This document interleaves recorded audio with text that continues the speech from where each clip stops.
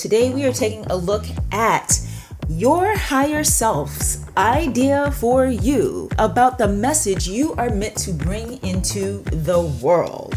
So some of you may feel as though there is a major calling on your life to be active in the lives of others with the way you communicate, with the things you communicate, along the lines of like what we do here on YouTube, where you might create a following for yourself and spread a message to the public at large, or the interested public, I should say, because of course not everybody is going to be ready for the message you have to bring. And then some of you may feel as though that is not a direction that you want to take, and the message that you're meant to bring into the world, you are going to give to others through the example you set in the life you live, or the way you just happen to talk when you are speaking to the people who are around you, because they're in your family, or you work with them, or maybe just a very lucky stranger on the street who happens to come across you and your magnificent energy.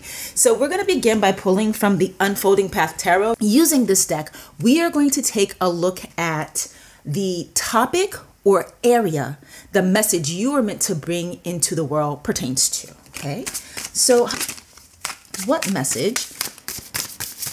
What is it? Ooh, okay, we got the Two of Pentacles.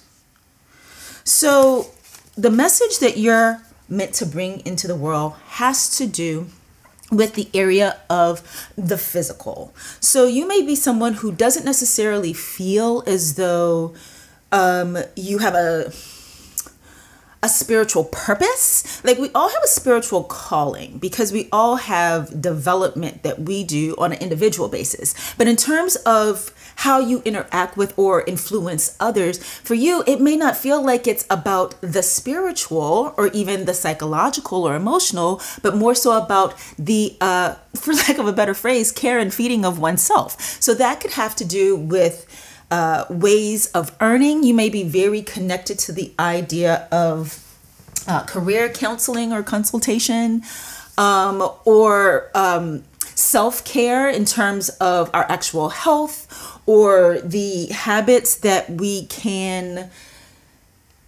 practice in order to take good care of ourselves. And so that could be just making sure that you eat 3 square meals a day. Do people even use that phrase anymore? It was very big when I was a child, 3 square meals a day.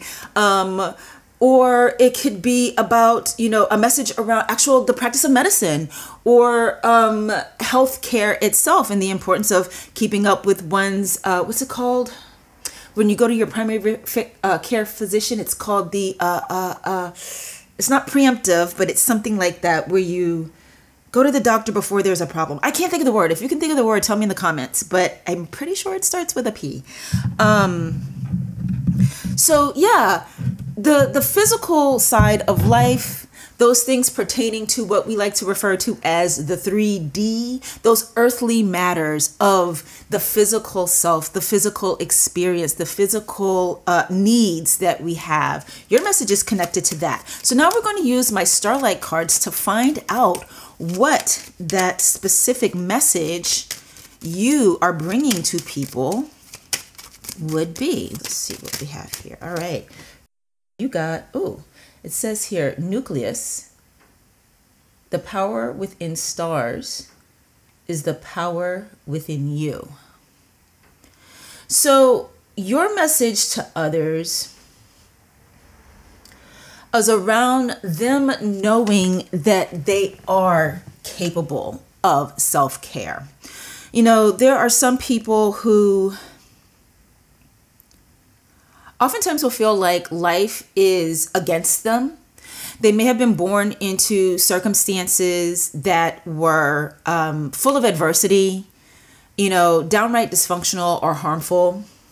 And so what happens is there develops in the mind a perceived helplessness, an inability to truly believe that their needs can be met, which goes beyond just feeling like, you know, I wasn't cared for properly, or life didn't give me what I needed, or doesn't give me what I needed, which then becomes I can't get what I need for myself. And this message here, the power within stars, is the power within you is really speaking to reminding those people through your message, or anybody. It doesn't have to be someone who feels downtrodden in any way, but reminding people through your message that they are capable and they can. Do you remember, when you were a child, did anybody ever read to you the story of the little engine that could? I remember that story having such an impact on me. And if I recall correctly, because this was a cajillion flipping years ago, but if I recall correctly, my stepfather made a point of sharing that story with me over and over and over again when I was young, because I had a sense of not being able to do things. Now, of course, like when you're 5, 6, 7 years old, you're not responsible for your own care and feeding. You're not responsible for, hopefully you're not responsible for, I should say, because some children unfortunately aren't being well taken care of. They are being severely neglected, and they are having to fend for themselves. But it's not supposed to be that we're responsible for our own physical well-being when we are children, whether it's food and shelter, or it's, getting proper health care when there's an actual problem, or just preventative. That's the word I was trying to remember earlier. Preventative care. And so just the things that a 5, 6, or 7-year-old should feel confident in doing, I unfortunately did not have that sense. I did not feel capable, and it's because of a different parent that I had that wasn't my step parent, that sowed into me not just the belief that I can't, but that I shouldn't. Very much a part of my experience as a small child was being told that I didn't have the right to do things. And it wasn't until I got older that I was able to break through those kinds of limiting beliefs. But I do specifically remember my stepdad sharing that story with me very deliberately. So schools will oftentimes share the story of the little engine that could. That's the I think I can, I think I can, I think I can, If I recall the story correctly, he was laughed at by bigger trains because of an ambition that he had, or a way in which he wanted to help. I think there was like a train that got stuck, and the little engine that could wanted to help. All the larger engines didn't want to help this train that got stuck. And the little engine that could said, I can go and help them. And the larger engines kind of like scoffed at him and made him feel as though he wasn't capable, or tried to make him feel as though he wasn't capable. And he was just like, nah, forget you guys. I'm going to go ahead and try this. And as he was helping that stuck train, he would say, I think I can, I think I can, I think I can. And he ended up being the hero of the story because he believed in himself. So a big part of the message that you are meant to bring to people here on the earth is to remember their personal power. It is inherent power, the same way the power of the stars is inherent to them. The stars don't do anything in order to have power, and they certainly don't do anything in order to maintain power. They just are. They just exist. And see, the thing is, there is nothing in a star that can cause them to not believe in their power. So it just emanates from them. So we're going to use next the Manifesting with the Fairies Oracle to figure out how you are meant to bring this message to people. Higher Self of Group 1. How is Group 1 meant to bring this message to people? Now, you guys, what we might find here is an actual manner for bringing the message through, or the style in which, or temperature of the message. And I'll explain what I mean temperature once we get your card. Forgiveness.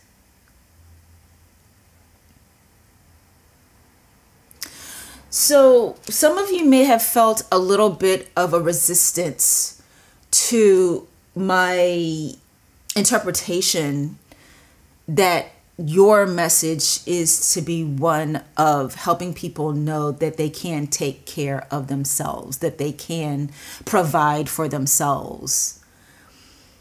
And it may be because you have in your own history, as I alluded to earlier, the experience of not having your own needs met. You may be someone like me who had to learn how to be self-sufficient in an effective way, who had to learn how to believe that you could actually do what you set out to do, create the life you want, literally just get up in the morning and feed yourself and earn a living and pay your bills on time and things like that. Like, you may have had to do a lot of inner work to be able to be someone who can function effectively in this 3D physical world that we're in. And so there might be a little bit of resistance for you, or a little bit of resentment for you around the idea of empowering someone else to believe for themselves that they can do that. Or just, again, being the example. Okay. So if I can use, again, an example from my own life, my biological father, without getting too deep in the weeds in the mess that was him when he was alive, he was someone who did not want me to have, be, or do anything. And he deliberately and very consistently would give me the message, literally say that because he hadn't been able to have certain things, I shouldn't have them either. And what was operational in him then, which I of course couldn't know as a child or even in my young adulthood, and actually didn't even come to realize until long after he passed away, was that he never got to a place of forgiveness for the fact that he was not cared for, he was not provided for, and he constantly operated in the energy of lack. And so because he hadn't forgiven that from his own history, he wasn't able to, one, give to or share with me, but even just be proud of me or happy for me or encourage me or even neutral when I would do things for myself on my own and take care of my own needs. Okay. So the spirit of forgiveness is one in which, or the energy of forgiveness, you know, whether you feel as though you've got that kind of baggage or not, the people who need this message from you about self-empowerment and the ability to take care of one's own physical needs, they may need to hear from you or experience from you the energy of forgiveness. They may need to get from you the idea that they have to let go of what life hasn't done for them or what life hasn't been for them previously in order to be functional and empowering. That's not the word I mean. Functional and I guess functional is sufficient, right? In their own lives.